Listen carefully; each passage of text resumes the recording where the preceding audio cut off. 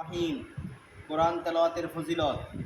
মহান আল্লাহ তাআলা মানব জাতির ইহকালীন শান্তি ও পরকালীন মুক্তির জন্য সর্বকালের সর্বশ্রেষ্ঠ মহামানব হযরত মুহাম্মদ সাল্লাল্লাহু আলাইহি ওয়াসাল্লামের উপর সুদীর্ঘ 23 বছরে পবিত্র কোরআন নাজিল করেছেন। উম্মতে মুহাম্মাদীর জন্য এই কোরআন সবচেয়ে বড় নিয়ামত। এ উম্মত যতদিন এ কোরআন আঁকড়ে ধরবে ততদিন পথভ্রষ্ট হবে না এবং কেউ তাদেরকে গোমরা করতে পারবে না। এ মর্মে স্বয়ং নবী করিম সাল্লাল্লাহু আলাইহি সাল্লাম বলেন, তারাক্তু ফীকুম আমরাইনি লাং তাদিল্লু মা তামাসসাকতুম বিহিমা কিতাবাল্লাহি ওয়া সুন্নাতা রাসূলিহি।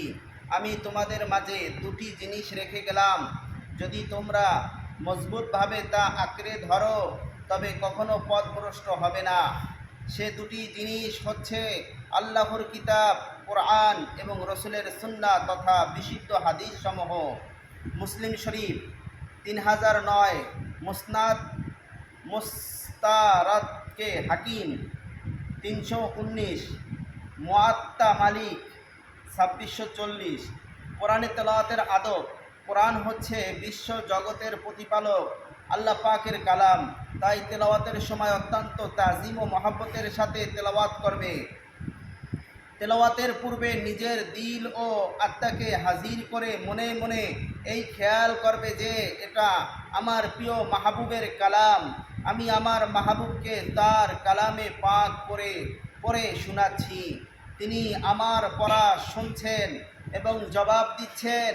যদি কোরআনের অর্থ জানা থাকে তবে অর্থ বুঝে তেলাওয়াত করবে।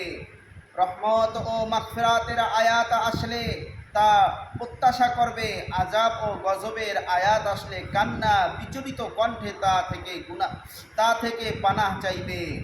যদি স্বাভাবিকভাবে কান্না না আসে তবে কান্নার ভান করবে, আর যদি অর্থ বুঝে না আসে তবে অত্যন্ত তাজিম ও বিনয়ের সাথে তেলাওয়াত করবে। আমাদের আকাবির ও আসলাফগণ এভাবেই তেলাওয়াত করতেন। বিখ্যাত তাবি হযরত ইকরিমা রহমাতুল্লাহ আলাইহি তেলাওয়াতের উদ্দেশ্যে যখন কোরআনে শরীফ খুলতেন তখন তিনি বেহুশ হয়ে যেতেন। ওই সময় তার মুখ থেকে শুধু এই শব্দগুলো উচ্চারিত হতো, হাদা কালামু রব্বি, হাদা কালামু রব্বি। এটা আমার প্রতিপালকের কালাম, এটা আমার প্রতিপালকের কালাম। হযরত সাঈদ ইবনে জুবাইর রাদিয়াল্লাহু তাআলা এক রাতে ফজর পর্যন্ত কান্না বিচলিত কণ্ঠে শুধু নিম্ন একটি আয়াত তেলাওয়াত করেন, অমতাজুল ইয়াউমা আইয়ুহাল মুজরিমুন, হে পাপিষ্ঠগণ, আজ তোমরা আমার অনুগত নেককার বান্দাদের থেকে পৃথক হয়ে যাও। সূরা ইয়াসিন আয়াত 59। তেলাওয়াতের কতিপয় আদব। তেলাওয়াত আরম্ভ করার পূর্বে প্রথমে কোরআন শরীফকে অত্যন্ত মহব্বতের সাথে চুম্বন করবে, অতঃপর বুকের সাথে জড়িয়ে ধরে কয়েকবার ইস্তিগফার, দুরূদ শরীফ ও রাব্বি জিদনি ইলমা পাঠ করবে। তারপর আউযু বিল্লাহি ও বিসমিল্লাহির রহমানির রহিম পড়ে তেলাওয়াত আরম্ভ করবে। কোরআন শরীফকে রেহাল, বালিশ, তেপায়া কিংবা অনুরূপ উঁচু কোনো স্থানে রেখে তেলাওয়াত করবে। তেলাওয়াতের সময় কোনোরূপ তাড়াহুড়া করবে না, বরং ধীর স্থিরভাবে তাসবিহ ও তারতিলের সাথে তেলাওয়াত করবে। তেলাওয়াতের মাঝখানে কারো সাথে কথাবার্তা বলবে না। যদি একান্ত প্রয়োজন হয় তবে আদবের সাথে কোরআন শরীফ বন্ধ করে কথাবার্তা সেরে নেবে। এরপর আউযু বিল্লাহ পড়ে পুনরায় তেলাওয়াত আরম্ভ করবে। মজলিসের সকলেই নিজ নিজ কাজে ব্যস্ত থাকলে আস্তে পড়াই উত্তম, অন্যথায় স্বাভাবিক নিয়মে একটু উঁচু আওয়াজে তেলাওয়াত করবে। কান্না বিচলিত কণ্ঠে মিষ্টি আওয়াজে কোরআন শরীফ তেলাওয়াত করবে। কান্না না এলে কান্নার ভান ধরবে, এর ধারাও কান্নার সওয়াব পেয়ে যাবে। মনে মনে রিয়া, লোক দেখানোর উদ্দেশ্যে এসে গেলে ক্ষীণ আওয়াজে আস্তে আস্তে তেলাওয়াত করবে। অন্যথায় কোরআন শরীফ সর্বদা একটু জোরে পড়াই উত্তম, কেননা জোরে পড়লে অন্যরাও সওয়াবের অংশীদার হতে পারে। কোরআন শরীফ তেলাওয়াতের পূর্বে বিড়ি, সিগারেট, তামাক, রসুন, কাঁচা পেঁয়াজ ইত্যাদি দুর্গন্ধ জাতীয় বস্তু শ্রবণ থেকে বিরত থাকবে। বরং সুন্নত হলো তেলাওয়াতের পূর্বে মেসওয়াক দ্বারা উত্তম রূপে মুখ পরিষ্কার করে নেবে। যখন কোরআন শরীফ তেলাওয়াত করবে তখন অন্তরকে কোরআনের অনুসারী বানানোর চেষ্টা করবে।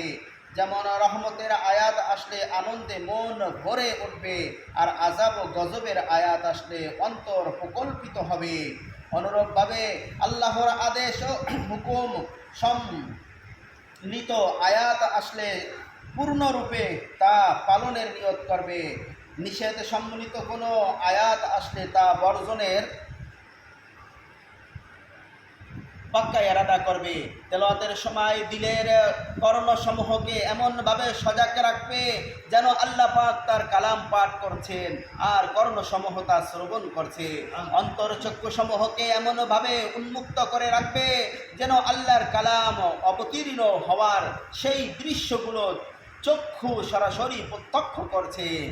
সেজদার আয়াত তেলাওয়াত করার সাথে সাথে কোরআন শরীফ বন্ধ করে দাঁড়িয়ে যাবে, অথবা আল্লাহু আকবার বলে সেজদায় গিয়ে 3 বার সুবহানা রাব্বিয়াল আ'লা পাঠ করবে। অথবা সেজদা থেকে উঠে আউযুবিল্লাহ পড়ে পুনরায় তেলাওয়াত আরম্ভ করবে। তেলাওয়াত শেষ করে কোরআন শরীফকে অত্যন্ত মহব্বতের সাথে চুম্বন করবে। অতঃপর বুকের সাথে জড়িয়ে ধরে কয়েকবার ইস্তেগফার ও দুরূদ শরীফ পাঠ করবে। তারপর খুব তাজিমের সাথে কোরআন শরীফ চুম্বন করে উচ্চ স্থানে রেখে দেবে। আল্লাহ পাক আমাদেরকে এমনভাবে কোরআন তেলাওয়াত করার তৌফিক দান করুন, আমিন।